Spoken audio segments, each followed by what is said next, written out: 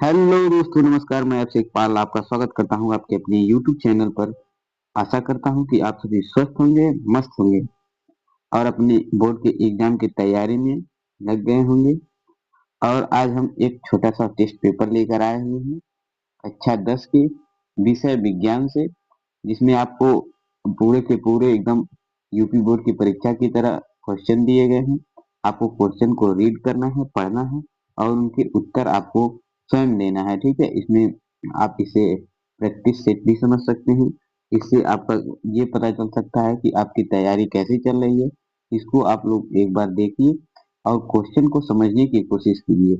इससे अगर आप पढ़ते हैं तो आपका जो रिवीजन होगा वो बहुत तेजी से होगा और आप प्रश्न को उत्तर देने के लिए सक्षम हो जाएंगे। और आपको पता चलेगा कि बोर्ड की परीक्षाओं में हमें प्रश्न कैसे आते हैं। ठीक है, तो हम शुरू करते हैं। कक्षा 10 की विषय विज्ञान है, जिसमें आपको 3 घंटे का समय मिलता है और जो आपका मैक्सिमम नंबर होता है, जो मैक्सिमम मार्क होता है, वो 70 नंबर का होता है। तो सबसे पहले अगर हम बात करें नंबर्स की, तो सेक्शन ए में आपका ऑप्टिकल प्रश्न आते हैं, जो 20 प्रश्न आते हैं, जिसमें 20 नंबर के होते हैं। ठीक है, प्रत्येक क्वेश्चन 1 नंबर का होता है। ठीक, 20 क्वेश्चन पूछते हैं मल्टीपल।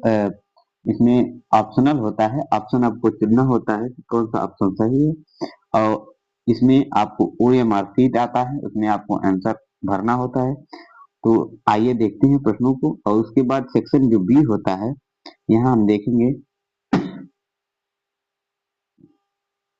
सेक्शन बी जो होता है, इसमें लघुत्तरी प्रश्न पूछे जाते हैं और इसमें 6 क्वेश्चन पूछे जाते हैं, जिसमें से आपको प्रत्येक जो क्वेश्चन होंगे वो 2 नंबर के होते हैं। ठीक है, तो 6 क्वेश्चन जब होंगे तो 6 का 12 हो जाता है। और उसके बाद देखते हैं अगला जो आता है, वो 3 नंबर के होते हैं। उसमें भी 6 क्वेश्चन पूछे जाते हैं। इस प्रकार से ऐसे क्वेश्चन पूछे जाते हैं। तो आइए देखते हैं, क्वेश्चन को शुरू करते हैं। तो सबसे पहला क्वेश्चन जो है आपका, वो है विद्युत धारा की एसआई मात्रा। विद्युत धारा की एसआई इकाई क्या है? ठीक है, तो विद्युत धारा की इकाई इकाई में आपका ऑप्शन है ए वोल्ट, बी ओम, सी एम्पियर और डी वाट। ठीक, अब क्वेश्चन नंबर 2 जो है वह पूछ रहा है, प्रकाश की किस प्रकार की तरंग है? प्रकाश जो है वो किस प्रकार की तरंग है?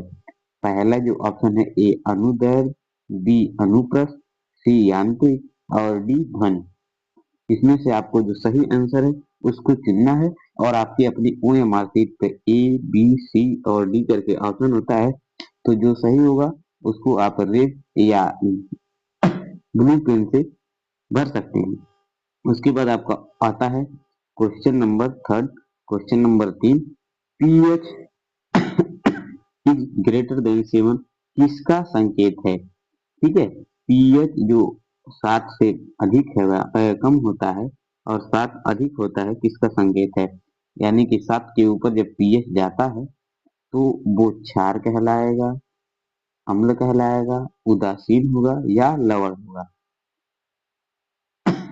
उसके बाद हम देखेंगे क्वेश्चन नंबर 4, निम्न में से कौन सा अपचयन यानी कि रिडक्शन है?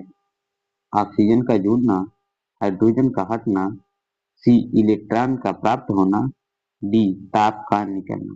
इसमें से आप देखेंगे कि अपचयन क्या होता है। ठीक है, उसके बाद क्वेश्चन नंबर 5 है, अपवर्तन में प्रकाश क्या है? कि अपवर्तन में प्रकाश मुड़ता है, माध्यम बदलने पर मुड़ता है, परावर्तित हो जाता है, समाप्त हो जाता है।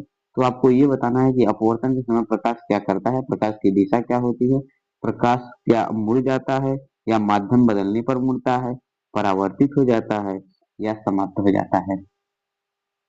अब देखेंगे क्वेश्चन नंबर 6, किसी चालक का प्रतिरोध निर्भर करता है।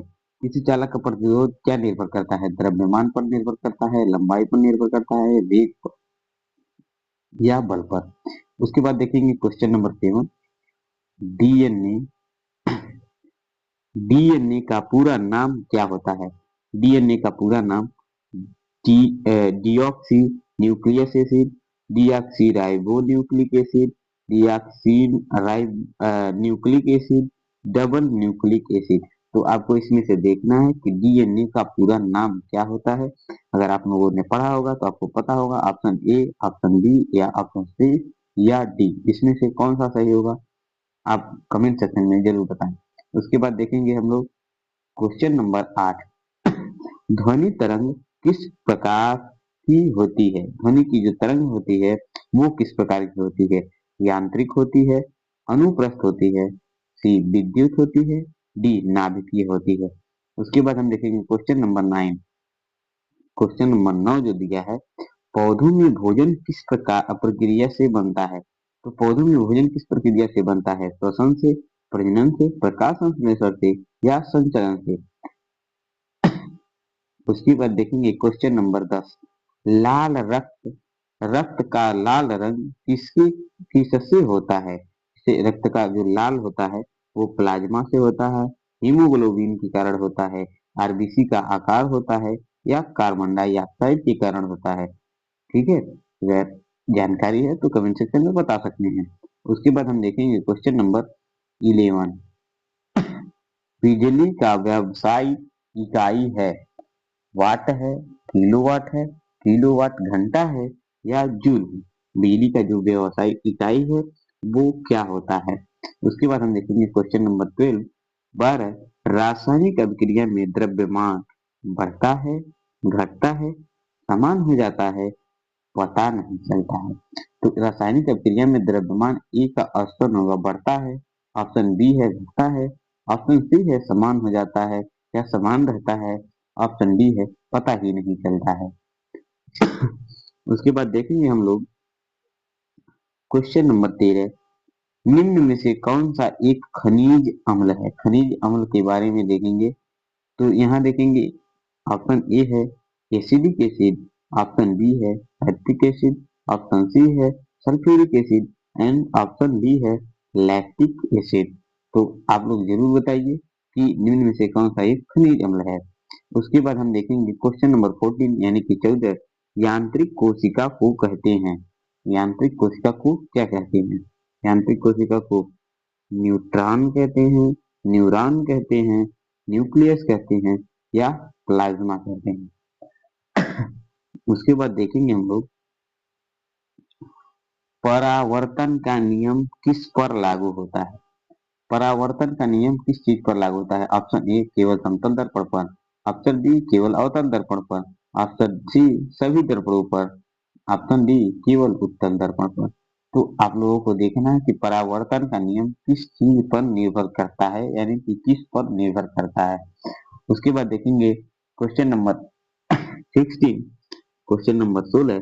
धातु का एक गुण है, धातु का गुण क्या होता है? धातु भंगुर हो जाता है, विद्युत की चालक है, नरम होता है या रंगहीन होता है? इसमें से आपको जो सही आंसर लगे उसका OMR शीट पर भर सकते हैं। उसके बाद देखेंगे क्वेश्चन नंबर 17। Question number 17। मनुष्य के हृदय में कितनी कक्ष होते हैं? Option A 2, option B 3, option C 4, option D 5। जल का रासायनिक सूत्र है, तो जल का रासायनिक सूत्र तो आपको याद ही होगा। तो इसमें से option A, option B, option C या ऑप्शन डी, आपको जो भी अच्छा लगेगा यानी कि जो सही होगा उसी को भरिएगा। ठीक, उसके बाद हम देखते हैं यहाँ पर क्वेश्चन नंबर 19 यानी कि 19। ओजोन परत किस परत से पाई जाती है?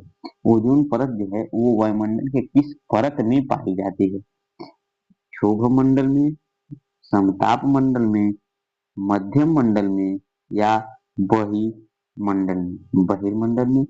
तो इसमें से एक बार आप वायुमंडल के बारे में पढ़ लेंगे तो ये सारी जानकारियां हो जाएंगी। इसके बाद हम देखेंगे क्वेश्चन नंबर 20 यानी कि 20, प्रश्न संख्या 20। पृथ्वी का गुरुत्वीय त्वरण लगभग कितना होता है? 8 मीटर प्रति सेकेंड स्क्वायर या 9.8 मीटर प्रति सेकेंड स्क्वायर या 6 मीटर सेकेंड स्क्वायर या 12 मीटर प्रति सेकेंड स्क्वायर? इसमें से जो आपको सही लगे कि यहाँ यही सही होगा, उस पर आप सही का निशान लगाइए, OMR शीट पर भरिए। ठीक, उसके बाद हम देखते हैं सेक्शन बी। जो सेक्शन बी है, इसमें भी प्रत्येक क्वेश्चन जो होते हैं वो 2 नंबर के पूछे जाते हैं। आपको 6 क्वेश्चन करने हैं, 6 दूना इसका नंबर हो जाएगा आपका 12। ठीक है, तो इसमें सबसे पहला क्वेश्चन जो है आपका प्रैक्टिस सेट का पहला क्वेश्चन जो दिया गया है वो है एम्पियर और वोल्ट में क्या अंतर होता है, लिखेंगे आप लोग। एम्पियर का और वोल्ट का अंतर लिखना है।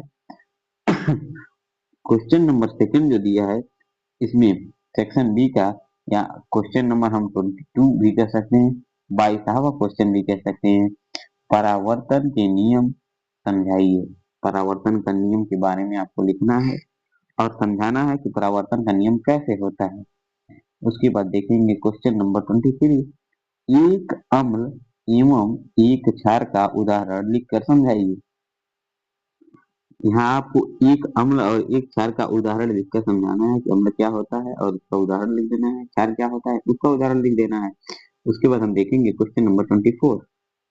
तो क्वेश्चन नंबर 24 क्या पूछ रहा है, तंत्रिका कोशिका का चित्र, तंत्रिका कोशिका का चित्र बनाकर भागों को नामांकित कीजिए। यहाँ पर फिगर बस आपको बनाना है और उसके बारे में लिख देना है, फिगर में क्या क्या पाया जा रहा है उन चीजों को। जैसे कोई वृक्ष है तो वृक्ष में क्या मिलता है, वृक्ष में क्या तना रहेगा, जड़ रहेगा, तना रहेगा, पत्तियां रहेंगी, टहनियां रहेंगी, फूल पत्ते और फल भी हो सकते हैं। उसी प्रकार से हमको तंत्रिका कोशिका का एक चित्र बनाकर कोशिका में क्या क्या पाए जा रहे हैं, उनकी अंग क्या है, इन सारी चीजों के बारे में आपको नामांकन करना है, लेबलिंग करना है। उसके बाद जो क्वेश्चन नंबर 25 है, 25वां है, श्वसन और प्रकाश संश्लेषण में दो अंतर लिखिए। श्वसन क्या होता है और प्रकाश संश्लेषण क्या होता है, इसमें दो अंतर लिखना है। तो इसको अगर आप पढ़ेंगे तभी ना याद होगा। प्रकाश संश्लेषण के बारे में पढ़ लीजिए, श्वसन के बारे में पढ़ लीजिए, इन सारी चीजों के जो क्वेश्चन आएंगे आपको धुआं कर देंगे। ठीक है, उसके बाद देखेंगे क्वेश्चन नंबर 26 यानी कि 26वां, जीवन की जीवन प्रक्रिया क्या है, जीवन प्रक्रिया क्या होता है। ठीक, इसकी भी दो उदाहरण दिख रहे हैं, दो उदाहरण दीजिए। ठीक, इसके बाद हम देखेंगे सेक्शन जो 3 दिया है, इसमें प्रत्येक क्वेश्चन जो है वो 3 नंबर के पूछे जाते हैं। इससे भी 6 क्वेश्चन पूछे जाएंगे और ये 18 अंक का आता है। तो इसमें देखेंगे हम तो क्वेश्चन नंबर 27 यानी कि 27, ओम का नियम स्पष्ट कीजिए। ओम का नियम क्या कहता है, ओम का नियम की डिस्कवरी कब हुई और किसने की, इन सब चीजों के बारे में आपको लिखना है। उसके बाद देखेंगे क्वेश्चन नंबर 28, अपवर्तन क्या है। अपवर्तन का एक आरेख बनाइए। अपवर्तन के बारे में लिखना है, उसका एक आरेख बनाना है कि अपवर्तन कैसे होता है। ठीक। उसके बाद हम देखेंगे क्वेश्चन नंबर 29, 29, प्रश्न संख्या 29, रासायनिक अभिक्रियाओं के प्रकार कितने प्रकार के होते हैं, उदाहरण सहित बताना है। ठीक है, उनके प्रकार लिखने हैं और उनके उदाहरण भी बताने हैं कि ये इतने प्रकार के क्यों हैं। उसके बाद हम देखेंगे क्वेश्चन नंबर जो है 30, मानव पाचन तंत्र का आरेख बनाइए और भागों के नाम लिखिए। यहाँ पर आपको बहुत ज्यादा कुछ मगजमारी नहीं है, बहुत ज्यादा दिक्कत नहीं है। इसमें क्या करना है, आपको पाचन तंत्र बना देना है और उनका कार्य कहाँ कहाँ से होता है, उनके अंगों के नाम लिख देने हैं। उसके बाद हम देखेंगे क्वेश्चन नंबर 31, 31वां, जैव विविधता बायोडायवर्सिटी क्या है, 3 लाभ लिखिए। बायोडायवर्सिटी से आपको क्या लाभ होता है इसके बारे में आपको लिखना है, 3 लिखने हैं। ठीक है, और उसके बाद देखेंगे क्वेश्चन नंबर 32, क्वेश्चन नंबर 32, ध्वनि तरंगों के गुण को समझाइए। ध्वनि तरंग के गुण क्या होते हैं इसको समझाना है। उसके बाद हम देखेंगे लास्ट सेक्शन जो आता है, सेक्शन डी, जिसमें प्रत्येक क्वेश्चन जो होते हैं उनका आंसर देना होता है और इनमें 5 क्वेश्चन हैं और 4 नंबर के पूछे जाते हैं। नहीं, 4 क्वेश्चन हैं और 5 5 नंबर के पूछे जाते हैं। ठीक है, तो इसमें से सबसे पहला क्वेश्चन जो देखेंगे आप लोग, क्वेश्चन नंबर 33, इसमें से क्या पूछता है कि प्रकाश का परावर्तन एवं अपवर्तन को विस्तार से समझाना है। यहाँ पर आपको शॉर्ट टाइप आंसर क्वेश्चन नहीं है, यहाँ पर बाकायदे आपको लिखना है और पूरा लंबा प्रोसेस लिखना होता है। ठीक है, जैसे लिखवाया गया है उसको पढ़ लीजिए, याद कर लीजिए, वही लिखना होता है कि प्रकाश का परावर्तन एवं और अपवर्तन के बारे में फिगर भी बना देंगे इसमें। ठीक है, प्रकाश का परावर्तन और अपवर्तन बनाते समय आप लोग फिगर पर विशेष ध्यान दीजिएगा। उसके बाद देखेंगे क्वेश्चन नंबर 34, यानी कि 34वां, तंत्रिका तंत्र नर्वस सिस्टम का वर्णन आरेख सहित कीजिए। यहाँ पर आपको आरेख सहित वर्णन करना है। उसके बाद देखेंगे क्वेश्चन नंबर 35, विद्युत धारा वोल्टता एवं प्रतिरोध के संबंध को स्पष्ट करना है। इसमें क्या करना है, विद्युत धारा वोल्टता एवं प्रतिरोध के संबंध को स्पष्ट करना है। उसके बाद हम देखेंगे क्वेश्चन नंबर 36, अम्ल क्षार और लवण, अम्ल क्षार और लवण परिभाषा गुण और उदाहरण सहित समझाइए। इसको आपको इसमें परिभाषा भी लिखना है, उनके गुण लिखने हैं, उनके उपयोग लिखने हैं, ये सारी चीजें लिख करके और इनका उदाहरण भी देना है, उसको भी लिख लीजिएगा।